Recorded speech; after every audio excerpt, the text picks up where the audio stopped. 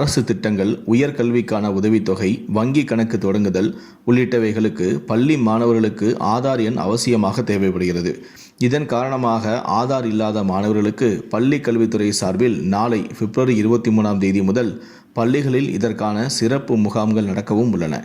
பள்ளிகளில் படிக்கும் மாணவர்களுக்கு ஆதார் பதிவு செய்தல் மற்றும் புதுப்பிக்கும் பணிகள் இந்த முகாம்களில் மேற்கொள்ளப்படும். பள்ளிகளில் படிக்க வரும் குழந்தைகளுக்கு ஆர்ஆர் பெறுவதற்கு சேவை மையங்களுக்கு செல்வதை தவிர்க்கும் வகையில் எல்கார்ட் நிறுவனம் மூலம் வரும் 23 முதல் பள்ளிகளிலேயே மாணவர்கள் ஆதார் பதிவு செய்ய நடவடிக்கையும் மேற்கொள்ளப்பட்டுள்ளது. பள்ளிகளில் படிக்கும் மாணவர்களுக்கு திட்டங்களை செயல்படுத்தவும் அவர்களுக்கான விவரங்களை பெறுவதற்கும் ஆதார் கட்டாயமாகும். அதோடு இன்றி ஒவ்வொரு தனி மனிதனின் விவரமும் ஆதார் மூலம் பதிவு செய்ய வேண்டும் என்பது கட்டாயமாகும். பள்ளி வளாகத்தில் ஆதார் பதிவு மற்றும் ஆதார் கட்டாய பயோமெட்ரிக் புதுப்பிப்பினை எல்கார்டின் அங்கீகரிக்கப்பட்ட முகவர்கள் மூலம் தொடங்க உத்தேசிக்கப்பட்டும் உள்ளது. பள்ளி கல்வித்துறை அமைச்சரான அன்பில் மகேஷ் பொய்யாமொழி நாளை இந்த திட்டத்தை கோயம்புத்தூரில் தொடங்க வைக்கவும் உள்ளார்.